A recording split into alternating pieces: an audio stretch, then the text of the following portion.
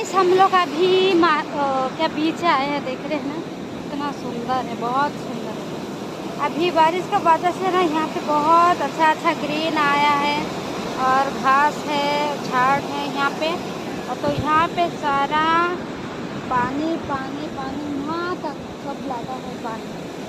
तो हम लोग अभी बीच में एंजॉय कर रहे हैं। तो देख रहे हैं ना कितना बड़ा बड़ा लहर आ रहे हैं फ्रेंड, देख रहे हैं।